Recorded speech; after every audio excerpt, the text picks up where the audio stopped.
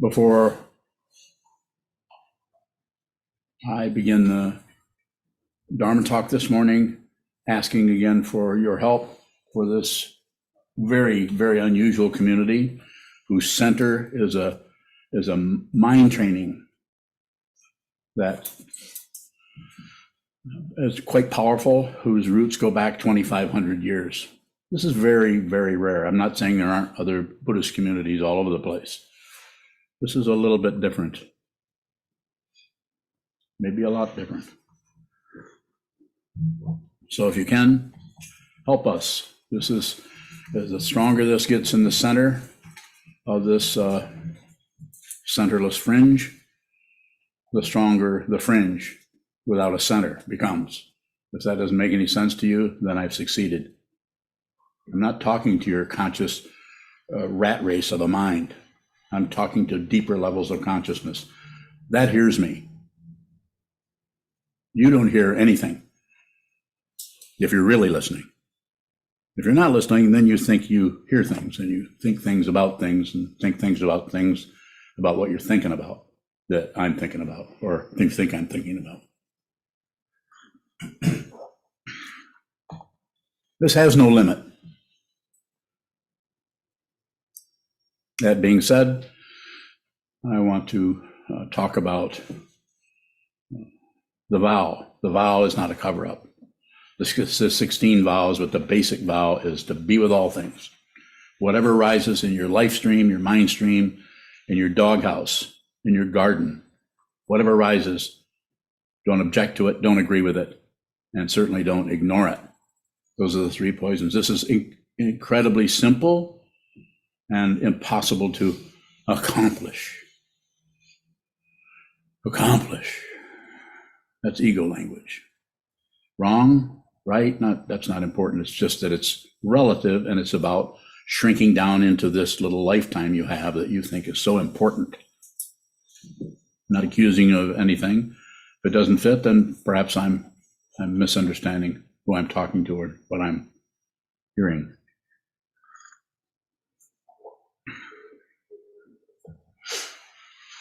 The vow to be with all things, the vow to save all beings, the vow to put others before yourself begins with seeing how selfish you are, how you continually turn back to me, and my stuff and what I'm doing, and how important that is.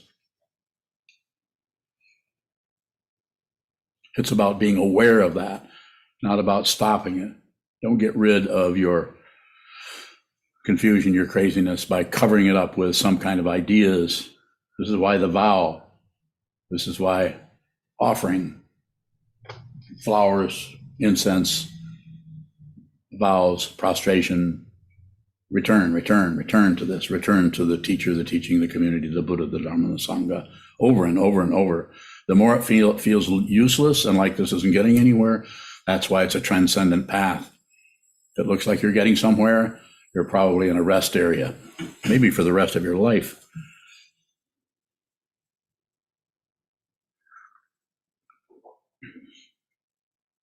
I like coffee. And I intend to drink it. My body will let me. And Unyo, she lets me. So how that shows up for you, because we're not backed up by a 1,000-year culture of Buddhism, as it is in other countries, Japan, somewhat in China, Korea, somewhat in India, where it began, where this particular way of understanding began, the three jewels. So we need some kind of a structure, because it is an empty teaching. It's empty in that there's no like salvation, or there's no entering into the God realm kind of thing. There are God realms, but those are states of mind. Not interested, but not ignoring it.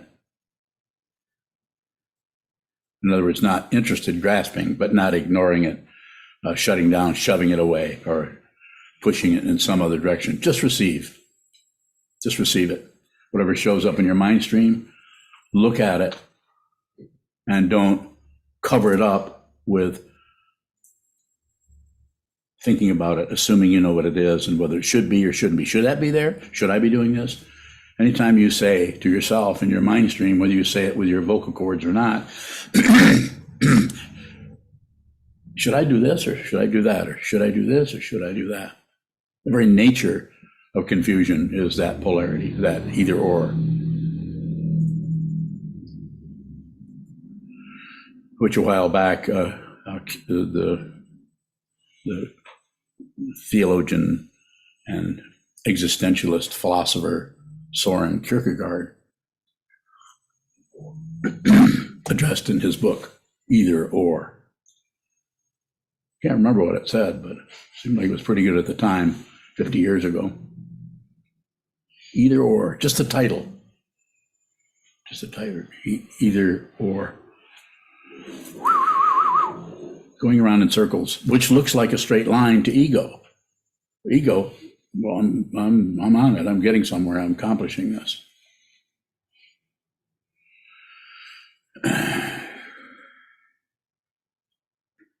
And going back to square one, so to speak, of the ego orientation, it's not about getting rid of that. It's not about stopping that. It's about it being aware of it, because causes and conditions, pratitya samutpada, dependent origination, may have to arise in your particular, mind stream in a particular way for a particular way, length of time. Don't shut down.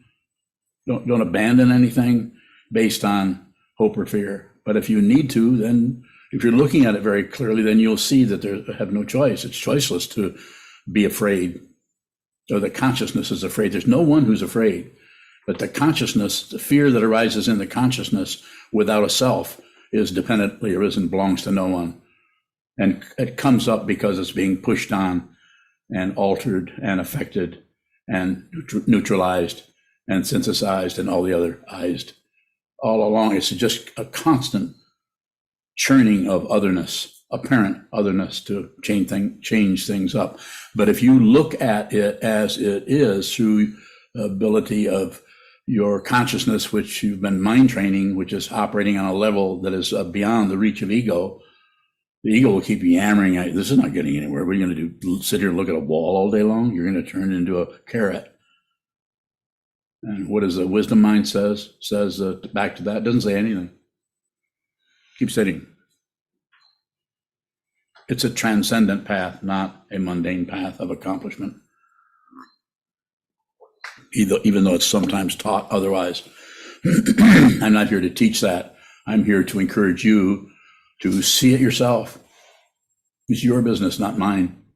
See it yourself in everything, in your relationships, in your job, in your community.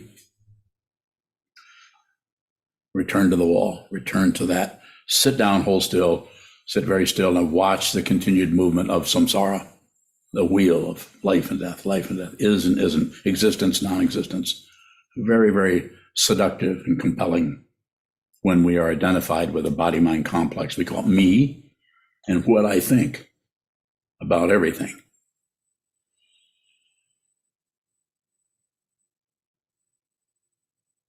I can keep going on and on here, probably for the rest of the day. I wouldn't mind a question if you have it, and I'm also fine to continue. You know, what does this path transcend? This relative situation of existence, non-existence, life and death, up and down, back and forth, good and evil. It transcends that. Is that an accomplishment? No. What is it then? The truth. We have to use relative words, so we can get, you could come back with some kind of logic around that will, cause me to leave the building. I won't fight with you about it. I'm here to point this out, and if you're ready to hear it, then that's good, but I can't argue with you about it. Go ahead. Another question. Is dependent origination random? From the point of view of ego, self-centeredness, it might look like some kind of randomness. When you're bowing. So from the transcendent or wisdom view, what does Nothing happens. Nothing occurs. It's an incredible illusion of otherness. Just incredible. It's incredible. That's why you can't cut through it. You can't break through it. You have to actually see what it is. See that everything you look at, you are. You are that. Not relatively, of course. That person goes their way, you go your way, and you see the boundary between yourself and them, and you don't interfere with them. You don't own anyone. But look at the world. Look at the horrible thing that's happening in our country. Positive, negative, neutral. Wars and rumors of wars is the old saying. It's just warfare, because it happens at the kitchen table. It's going to happen in the country. If it's happening in your mind, it's going to happen in the country. This is an intense, they didn't call it delusion, isn't something kind of mystical. No, this is delusion. This is delusion. That emotion you had this morning is unreal. That nightmare you had last night, that a few people have told me about their nightmares already this morning. Pretty real when you're looking at them. But when you get back, it was really scary, but that was unreal. Same thing. This is the nightmare, or the dream, or the fantasy. You have to see it. Don't hesitate. Don't miss this. Don't miss your life. Don't miss this time to see what this is. Schedule it. Do if you can't do it with your will or your intention, then find a way to do this so you return to it over. Some people understand what this is in a way that they can't do anything but move into this monastery. I'm not inviting anybody to come here, if you haven't noticed. But if you want to come, then you could. But if you can't, then stay where you're at and do whatever you're doing. But get to the cushion of all the three jewels. That's the one that would be the dharma. Get to the cushion. Sit down, hold still. Watch the craziness of the mind. Don't fix it. Watch the craziness of the mind. Don't explain it. Watch the craziness of the mind and don't cover it up. And the vow is not a cover up. What is it? It goes beyond. It's difficult to say what it is. It's just to prostrate, or just to be respectful of that which you don't know, you don't understand. I don't understand it. You don't need to understand it. You don't need to understand in the conventional sense of how to fix your broken toaster. Buy a new cord.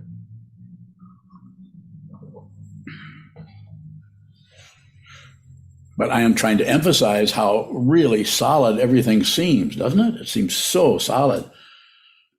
Our health situation, our interactions with others seem so solid, and we're getting some of that solidity by the person we are relating to seems so confident, so sure of themselves. Well, I'm pretty sure too, but not of myself. I'm sure. There's no reference there. There's no one who's sure. There's no one who's even alive here in the conventional sense. There's a body pumping blood so far. There's a body breathing so far. But this identity is gone. There's no identity here anymore, unless conditionally it needs to come back. So ego, this self-centeredness that's here, which is pretty intense, can come ramping up just because of causes and conditions. A very curious situation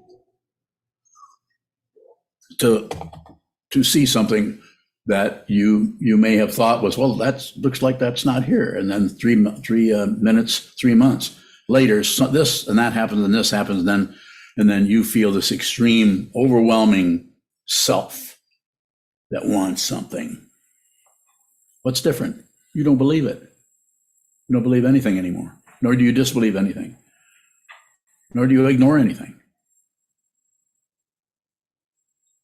I don't know how else to say it other than there is no demand. That is gone. You don't need anything to happen. You might want something to happen, but it's very small. No demand.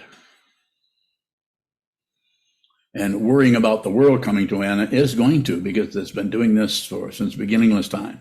Happens over and over, but you don't have to do that. You don't have to go down into that incredibly relative negativity. And I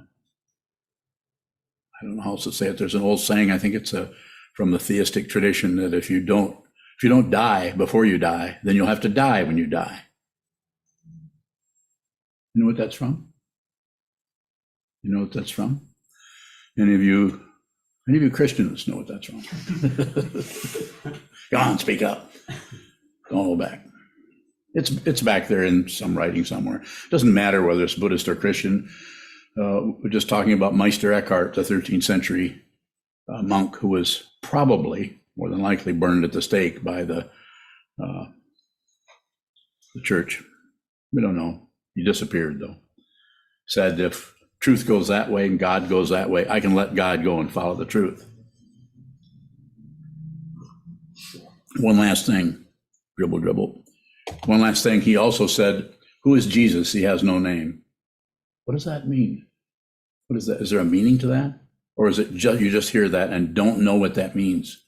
That's the meaning. Don't know what that means. A little bit different level of meaning, a little bit different level of understanding. Understanding. Contemplate the word.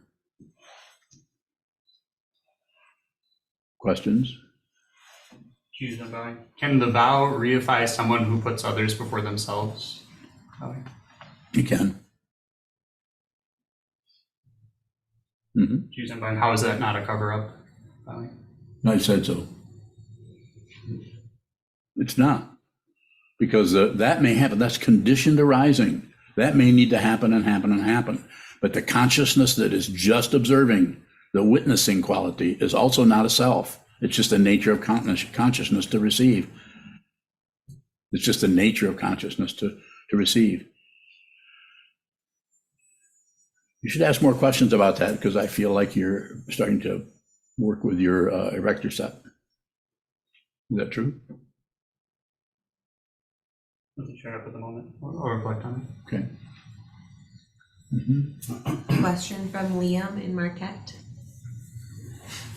Would you help by talking about being fed up by the rat race or flotsam of everyday life? Are there Buddhist words for that feeling? Yes. Return to the cushion. Whatever is happening in your everyday life, that you have it coming. You're not to blame for it. It's just that you're part of dependent origination. Reach up and grab your own ear. Say, this feels like it's existent, and here, it's relative truth. This is relative truth. Did your mother ever grab you by the ear and yank you through the kitchen to get you to whatever, where she was going to throw you out in the snow? Oh, okay. So it's that kind of thing. Look at the relative truth, receive the relative truth, and don't abandon it for what you think about it. This is not a dangerous thing to do. This doesn't mean that if somebody comes and tries to break into your house, that you're going to just look at that and not add anything. No, you haven't lost your mind. You're not crazy. You're still going to work with relative truth. You'll call the police or work with whatever relative situation that you're in the middle of, a town, a city, a culture, a family. You'll still work with that. But train your mind to see clearly so that you can see what this is. And the everyday life situation that Liam, that you're asking about is, I just say, continue to receive that, and you'll be able to receive that much more fluidly if you spend a lot of time training your mind to receive on the cushion. This is what you're doing there. You're not trying to do anything other than just receive. How do I just receive whatever shows up in my mind? Just receive it without adding, subtracting, dividing, doing anything. Then when you get up off the cushion, as I've said 300 times, you'll be more apt to, just out of conditionality, more apt to receive, smell, taste, touch, hear, think, see what's in front of you before you have a chance to laminate it with your and I will say the strongest word I can, the stupid ideas about that your self-centeredness produces based on hope for something better, fear of something worse. Those two words, although used differently in our culture, are inseparable, separated, but inseparable. Hope, fear. Both of them are. You don't need to have hope. You don't really need anything. You can continue to just run around in the flotsam and jetsam. Or you could begin to see what this is yourself. You have to do it. You have to do it. When Valley, I'll ask Fion's question that we were talking about on our way to Wisconsin about demand. Or do you want to ask? I don't remember. Oh, is request a demand? A request a demand? For instance, requests are, I'm not sure. It could be. It depends on all the other causes and conditions around it. Is this from your life partner? Is this from your teacher? Is this from another? So many things can show up that way. So say more. You say more. Well, I recall the conversation now. Raise the volume. Is making a request of somebody, does it provide us a way of talking about the relative situation in a sane way? Of course, it's be respectful. I'm assuming you're saying just respect that, being respectful of the whole confusion around the whole situation, whatever it may be, that you're able to say, I request that we sit down and talk about this instead of just do whatever we're doing. And then if the other person says no, receive that. Don't leave what has just happened for what you think about it. In other words, just receive it like you would just receive a door closing. No one's closing the door, the wind blew it shut. Insofar as you can, keep it in that area without maintenance. Keep it without maintenance. And reflect on that a little bit. It's possible to do it. And how is that done? Just don't do anything. Don't do anything with it. Don't accept it, reject it, or ignore it. More? I'm thinking about the kind of requests that, for example, maybe like a child, like when you come in, I put your coat on this hook, might be a request, and you could translate that in a lot of different ways, but the kind of request that refers to the future happenings more than just okay. So if it comes with an 8-year-old or a 14-year-old, then insistent repetition. Come back. No. If you have some anger, some irritation about it, keep that to yourself. You can receive that yourself. Receive the anger that rises up. Receive it rather than spit it out on your child or your whoever.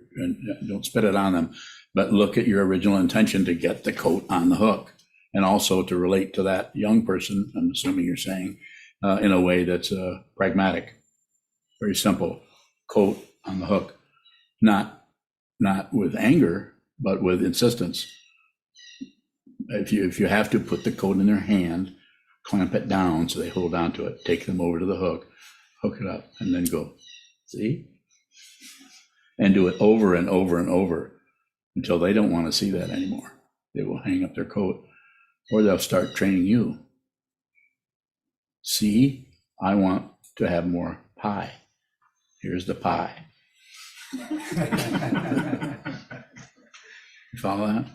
They might, especially if you're talking about the person I'm thinking of. I think their training gets reversed quite often, doesn't it? you and Valley, you said return to your original intention. So Yes. if we're looking at what we want, and we want to make a request for something we want,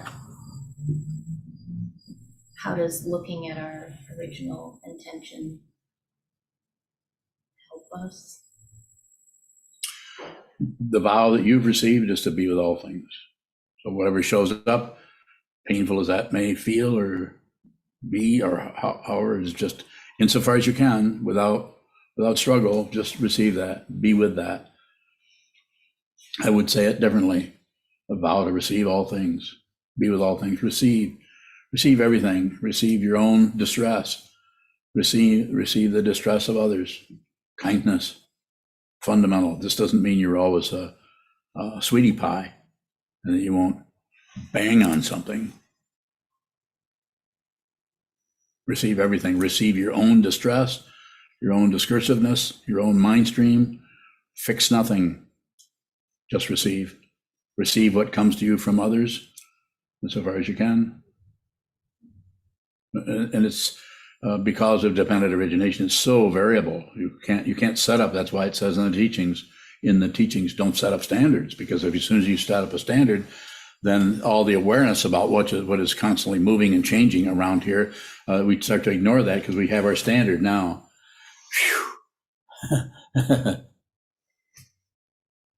Set up standards. That is a support for the self-centered, that's the narcissism of ego.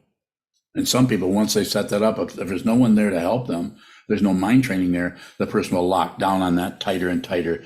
And by the time they're 30 years old, it's pretty much carved in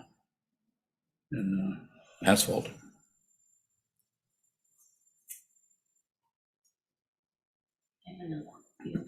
Yes. How do we know, how can we tell when it might be time to have some control over our own outflows, whether, the ones people can see or can't see, like when you've been observing something for a while? When's it time to make a move? What kind of move?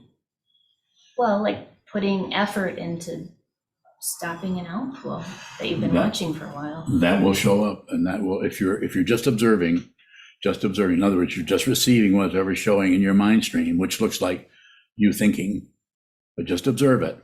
Don't add on to it. Don't interpret it. Don't do anything with it. At some point, because of causes and conditions that are untraceable, and we see this causes that sound, this moving through the air, hitting the tabletop causes a sound. But that very simple way of watching causes and conditions is confusing, because then we assume that we should be able to see everything that's caused everything else, and maybe stop this and start that, or blame this person, not blame ourselves, and so on. So what is being emphasized is, receive, and eventually there will be an outflow that shows up in the form of you do something because you have to. You have to stop that. You don't think about, well, is it time for me to actually start controlling my temper and stop hitting people? Silly way of saying it, but it's like that. It's always time to observe and receive as much as you can, and anything that happens outside of that, or you could even say because of you become more and more clear about what's happening, that you just stop doing that. Your clarity is so strong about that, the nature of that you just don't do that. It's like someone who suddenly in their life realizes that smoking cigarettes is going to kill me. It's not about a decision so much as just about clarity that I need to do whatever I can to stop doing this, because otherwise my life will come to an end and I'll have lung cancer, whatever. It's that kind of clarity about it. And that would be different for every person, everyone. It's like you're in a relationship that's just terrible or unmanageable, or whatever you want to put on there. There's a time to stay there, and there will be a time when you can't do that. You have to leave if it's that difficult. Maybe not the best example, but it's like that. I use that because it can be so intense. If you've made a commitment to be with somebody and suddenly they're what you might perceive as their insanity is just, you can't do this, you can't live this way. It's not even helpful to them for you to sit there and continue to receive their outflows, which that's how they avoid their own pain, is to outflow on others. Blame. Well, if it wasn't for you, well, if you'd clean up your act, I'm fine. I'm pretty responsible for everything. I know who I am, but you guys don't, kind of thing. More? Well, it kind of looks like the practice and the path might be the best chance at standing yourself. And what? Just being able to stand yourself. Yeah, interesting way of saying it. There's nothing to correct. It's heartbreaking to see the way people continually fight with themselves about things, keep trying to be somebody else, when it would be, it's possible to just be who you are, be the emotions that rise in your mind stream. Just give it 20 minutes. Be that negativity, that confusion that seems to be caused by those guys or that person or her or him. If it weren't for them, I wouldn't feel this way. Yes, you would. It's just that you would cover it up. And as I've said before, the vow is not a cover up. The vow is more like breaking through something. The reason it's so difficult is because there's no heaven realm promised. Nothing is promised. If you're listening to this teacher, I'm not saying others might not talk about it differently. And is that wrong? No, that's just working with relative truth and absolute truth in a different way. I think it's important to go right to it. Right to the suffering, right to the difficulty, and vow. Intend to see what this is yourself so that you can realize your true nature, realize your awakened nature. There is an aspect of consciousness, not even an aspect, consciousness only is without this bundle and this greedy tightened fist of me, and my stuff, and what I need to have, and what I need to protect myself from, and where I'm going, and what I like and what I don't like. Yeah. Kevin bowing. Kevin. As you were describing the example. Can't read lips, Kevin. Can you hear me? Can you hear me? Is it mine? Can you? So that was my fault. I am not in charge of this computer. Who is? I apologize. Please continue. Drive all computer blames into me. Got it. You were talking about the example of almost spontaneously quitting smoking because whatever, you just sort of see what that is. Yes. Is that renunciation, bowing? So I wouldn't be too quick to label it something. I would say that there's a quality of that could be happening, but renunciation has a little bit more to do with seeing what something is. And because of your practice, because of your wall gazing, because of your intention to see what this is, that shows up in so many different ways and is supported in so many different ways, from studying the dharma, from talking to sangha, from talking to the teacher, from contemplating it yourself, from getting the teachings when they start to show up at the kitchen table with your family, and you begin to see things more deeply. There may come a time and place where renunciation, or just the intention to not continue down that path of destruction or of suffering or of warfare. So that may show up. But it is not something that you would do out of some kind of analysis of something where, so it might be better to be aware of what that is for a little while longer before you say to yourself, enough. So I think it's quite variable in there. The setting up a standard, as I talked about before, can sometimes cause you to be fined for 3 months, and then because of the nature of that particular, holding something up, but hands up, you're not going anywhere. That kind of making yourself do it is an ego situation that is starting to gain some kind of reputation for getting somewhere. It's 3 weeks now and I still haven't smoked a doobie or whatever. But the renunciation, that's the actual renunciation, you won't care. You won't be concerned with what comes and goes. The renunciation is so thorough that it is beyond the gripping, the relative confidence of an ego that's accomplishing something, and it is more has so much openness in it that it's the intention that continues, because it doesn't have a particularized goal, which ego has a goal, stop smoking, but the wisdom mind is just about the truth, to use another concept, of course, and that may not show up as some kind of credential or accomplishment, because it's completely beyond time and space. At the risk of getting too flowery about it, it's going from relative into another relative word, we could call it eternity or timelessness, spacelessness. More about that, Kevin.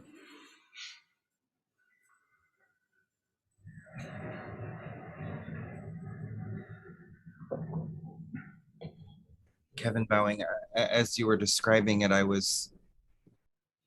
the image of Trungpa Rinpoche smoking came up. So if the ego has a goal about getting better, it might show up as smoking or stopping smoking. But if there's no grasping at a goal, then seemingly bad behavior may continue to arise. Bowing. Yes. And as far as Trungpa Rinpoche, smoking and drinking, and I use the term a lot of people use, I wouldn't use it, but chasing women and all of the other paraphernalia that surrounded him, as far as doing what most of the world is doing. It was my understanding of that, because he was my teacher and because of what he did for me, was that, and this is not a justification, I'm not justifying or validating anything he did. What he did was nuts, and it was abusive to other people, some of them. So I'm not justifying that, but I am saying that his primary goal, if you want to call it a goal, or his intention was the vow of the Bodhisattva. To be with all things, save all beings, put others before yourself. And the way he had to go about doing that was he was not able to shut down the causes and conditions that arose as that particular tulku, I think the 11th incarnation of the Trungpa tulkus, or incarnations. He wasn't able to stop that. In fact, in fiction, he needed all of that energy. That energy was converted into saving all beings, even though he died at the age 47, killed himself basically, with the help of his sangha, of course. They're the ones that went to Liquor Mart in Boulder and bought large bottles of sake, probably cigarettes too. But they were doing what their guru told them to do, asked them to do. You can't track down the right way to do this. That's what the ego mind, that's what politicians, that's what everybody's trying to do. No, if you listen to politicians, even the ones who are on the you could say relatively sane side of the spectrum of this and that, even that is, if there's no mind training, there's no fundamental mind training, not being Buddhist, I'm not talking about a religion, I'm talking about training the mind to see clearly what is right in front of you at your desk, as you open your car door, as you feed your dog, as you shovel snow, as you interact with your life partner. See what that is yourself. You can do this. You may need this kind of a path. You may not. I have no idea. Anything else about the Vidyadhara? Kevin Bowing. No, but that quote that you said before, dying, if you don't die before you die, I looked it up. It's Goethe. Goethe, Wolfgang. Yes, I know Wolfgang. We met 3 centuries ago in Egypt. I was a dog and he was my owner. Or I call onerous. That's the same word.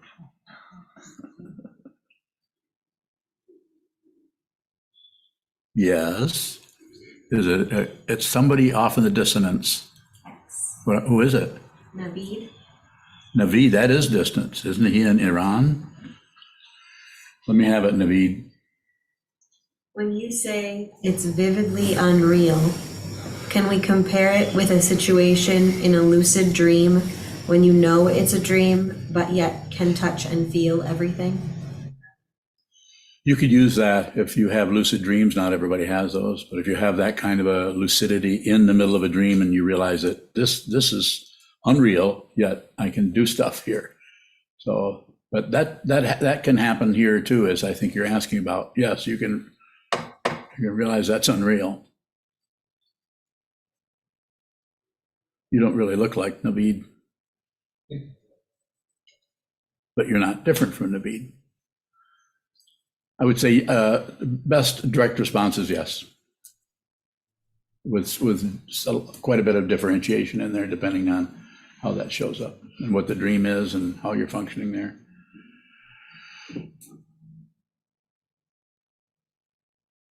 Further questions? I feel like the ascendant just changed signs. I think what would we at right now? When you say see clearly, Yes. what do you mean clearly? I'm saying you see the confusion, the garbage pit in your mind or in any situation very clearly. You see the way this hammers on that and pushes that and moves this way, and you see it, and you're no longer covering it up, no longer hiding out from anything. You're fearless. It takes a while to do this. You have to look at little glimpses of that garbage. My teacher, Kobunji Roshi, when asked one time about, and I have to paraphrase, I don't know exactly what transpired, but it stuck with me in that he was asked how to define sangha, and he said a garbage pit. And it wasn't a negative thing. It was just that it's a confusing area that we have to be with, we have to look at, we have to appreciate, we have to even, on some level, even love that, because if we're not separate from that, it's just relative truth. I mean, ultimate truth wrapped up in the confusion of otherness, because consciousness is so powerful that if there's one aspect, one slight differentiation happening there, it will immediately create a universe of otherness, of stars and comets, human beings, goats, and so on. Just look at that, observe that. So when the mind stream gets very, very negative and we're full of confusion or negativity about anything, even if the attribution might be, she said that and did this, therefore I'm really upset about this. They didn't cause anything. That's your emotions. They didn't pour a bucket of emotions into you. This body, mind, consciousness that is Yuhung, or as Sokuzan, is full of things that come and go, come and go, and come and go. But the consciousness in one who sees, and that can be you begin to see what this is without identifying, disidentifying, or ignoring, without grasping passion, without rejecting aggression, and without shutting down ignorance. I sometimes say, so that it can be tie into how difficult it may be. If something is served to you by reality, by your life, by your mind stream facing the wall, eat it. If it's served, you have it coming. Not you personally, but the consciousness that is without a self, which is already the case in every being, including rabbits, without a self, without a central authority anywhere. You can do that.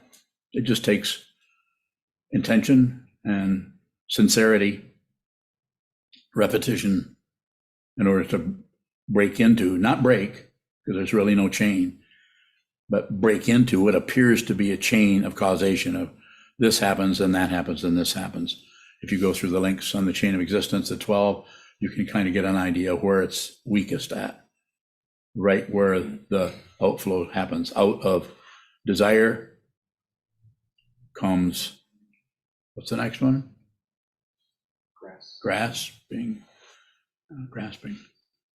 And I'm not saying don't grasp, but observe the grasping so that you can actually see that You can actually have an intense feeling or desire for something, not do anything about it. If you just look at the feeling, it won't stay the same. It will start to change. You might get stronger, might get weaker. Enjoy yourself. It's fun to feel things. It's fun. It's also painful as hell. Not two, not one, not two, not one. Yes, sir. Sokuzan, what does it mean to enjoy negativity when it gets stronger? I don't know, find out. Next time you have intense negativity that's getting stronger, receive it. Receive it. No deviation from it, though. You have to fundamentally, you could say, let it wipe you out. That's enjoyment. How do I know? How do I know? How do I know that? You do it? No. How do I know that? I don't know. How do I know that? I don't know it. Huh? By not knowing it. I don't know it by not knowing it. I don't know it. But the ego, anytime anything happens, it knows that. It knows who caused it and who did it and why it shouldn't be there and how I can't handle this and I'm done with this. And I'm moving to Europe next week because I'm not handling this anymore. I'm not putting up with this anymore. I've had it up to here. How many times have you heard that? How many times have you said that? Did you do anything about it? Probably not. But you like to say that. Don't do anything about anything. Painful. The Buddha did not feed us a line of bull when he said, life is suffering. So you should stay with that until it's ready, your time to move to the next one. About why? Because we want something else. Then you can move to the next one, which is what? Number 3, number 4, say it. There's no right and wrong, say it. After grasping? What? Cessation. Cessation of suffering is possible. Pardon me? Cessation of suffering is possible. I don't know where I was. Yeah, you were in a really weird space there. But your body was still here. No. You were held in place by that rock suit. Yes, cessation is possible.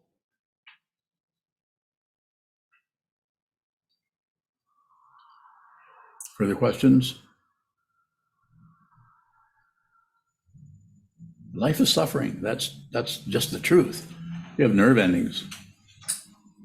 I'm sure you all notice that there's, if you just scan your body, there's some part of your body that is not exactly happy. Everybody's snickering. Why would you laugh at suffering?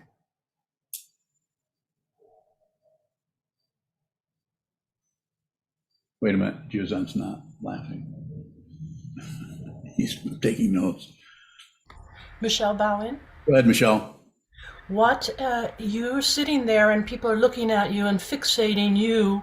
How does that affect you, Michelle Bowen? Yes, it does. If I have students, I'm a teacher.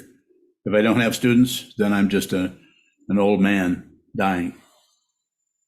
How about you?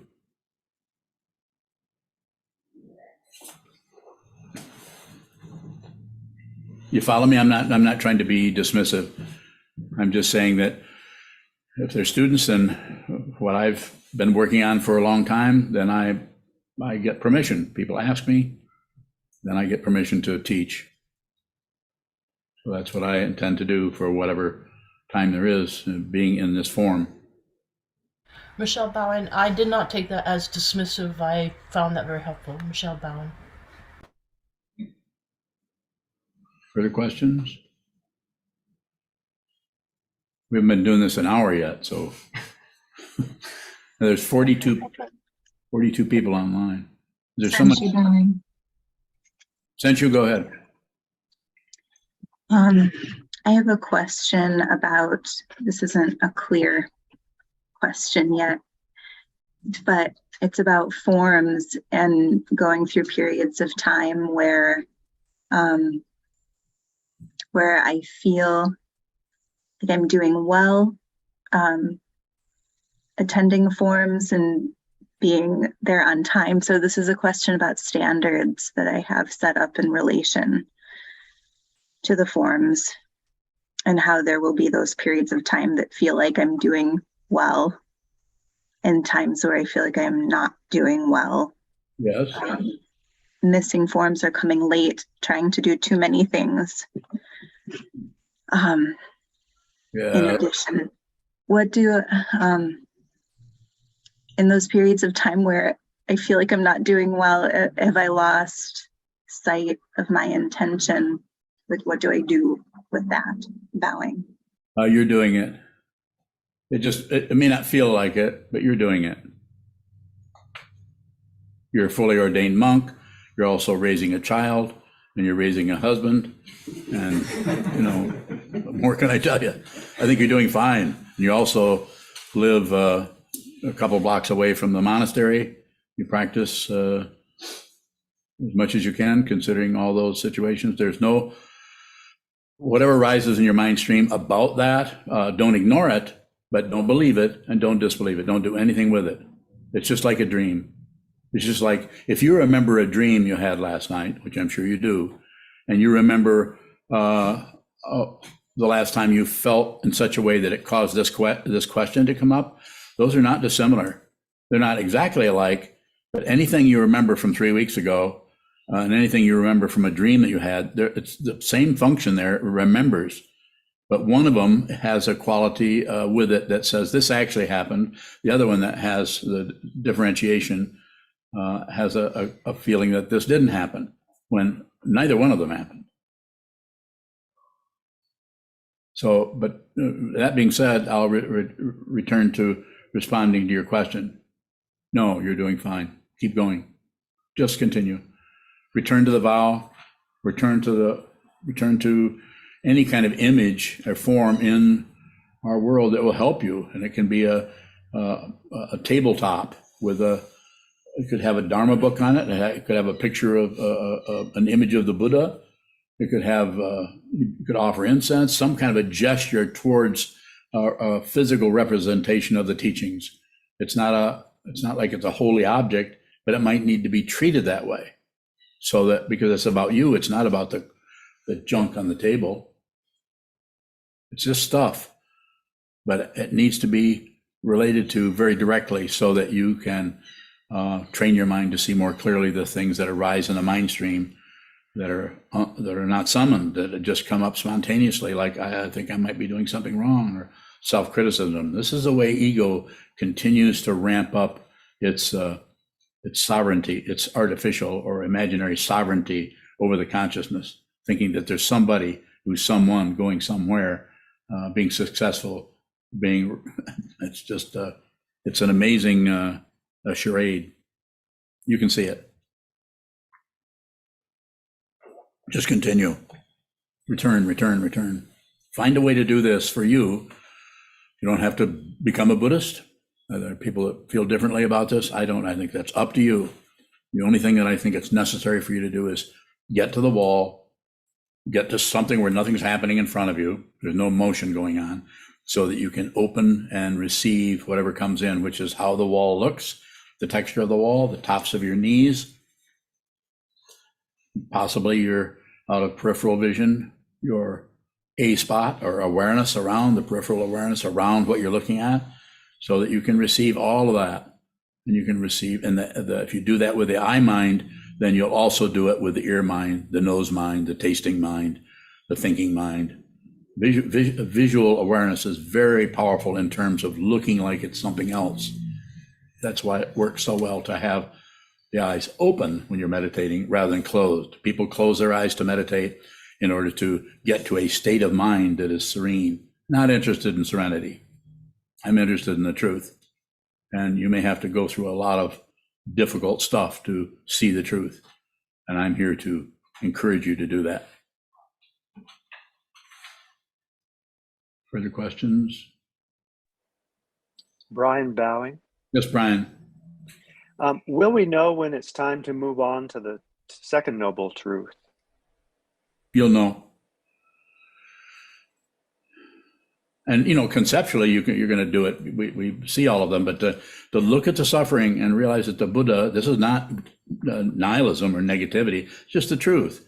We have nerve endings. And if you really look at your daily situation, there's a quality of discomfort happening all day long in some way. Something isn't quite right. It's like the description of a portrait. A portrait painter, I can't remember who it was, said, maybe you could help me, that his I think it was a man, said his description of a portrait was something. It is something where there is something not quite right or wrong with the nose. Suffering. Can't quite get what we want. So that suffering may be a very low frequency, maybe just below the mind stream. But if you continue to look at the wall, observe what moves in the mind, you will eventually have access to that chamber of horrors. Just a joke. Not like that. Thank you. Thank you. Are we at the end of our sojourn? Is there a final question? Cindy H., you have a question? Nope. Okay. Kevin Valley. No, Wulong and Kevin, that would have to be, you'd have to ask both of you ask question at the same time and lip sync. Well, I was just I looked up the quote.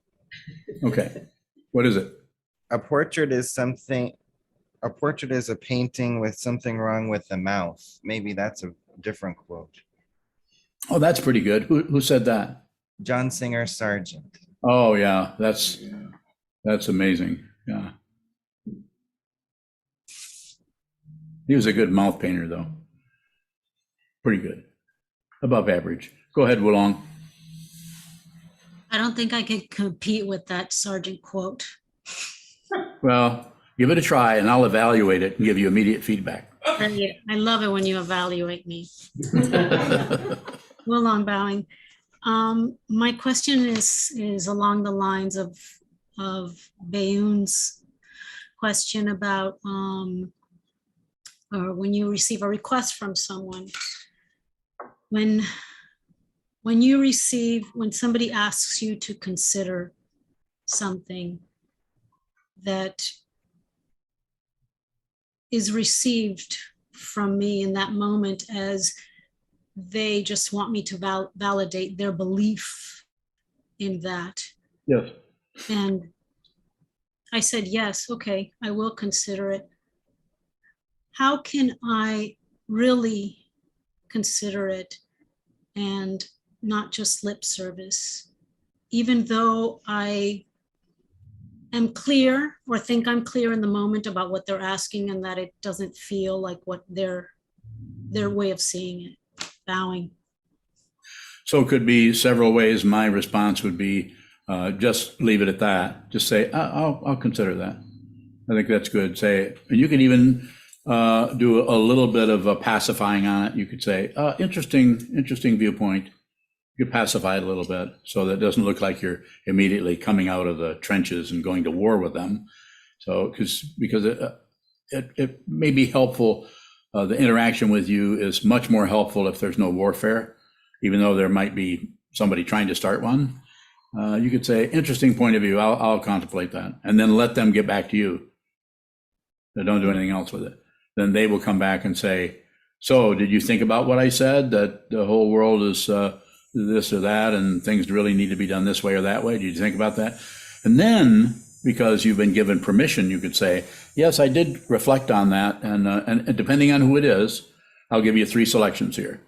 You could say, and then you could have 4 or 5 that you could make up, because it's just like that. It's dependent on the person that's in front of you and how their eyes look and how their body language is and how much aggression is there. It's not an evaluation thing. It's just, you know it immediately because you've been looking at your own aggression for years. You recognize aggression, even though it's a smile on the face.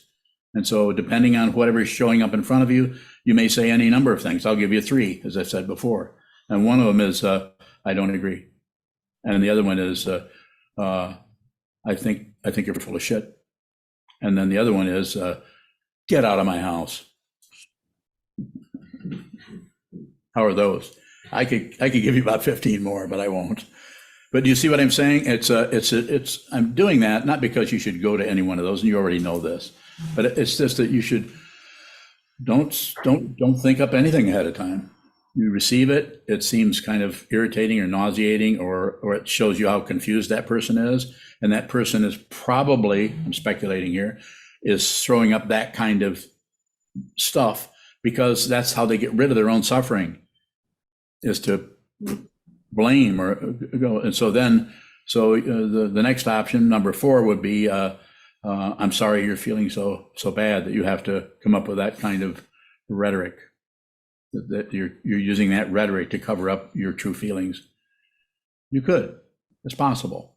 Or and we could go on and on. You don't have to turn into a Wulong, the therapist, particularly, but it really is dependent on if this is somebody really close to you, somebody you see once a month, or somebody who's a sangha member, someone who is go ahead. It is someone very close to me. Yeah.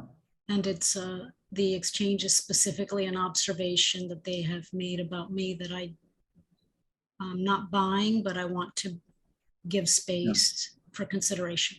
Yeah, that would go back to say, yeah, interesting that you say that. And you could even comment on it a little bit so that because I'm sure you could do that and say, you could give them a little bit of validation so that they'll continue to come to you with their cover up of suffering. So you don't have to turn into their guru or their psychiatrist or something, but just keep the relationship as soft as you can without ignoring the shit that's flying through the air. Well, I'm bowing. So this is an example, as you often say, of receive, receive, receive. It is. To keep it open, open, open. It is. You could say it that way. You're not keeping the openness. The openness is already the case. You're just not filling it up with your own bullshit. Thank you. You're welcome. Very good. I think we can close.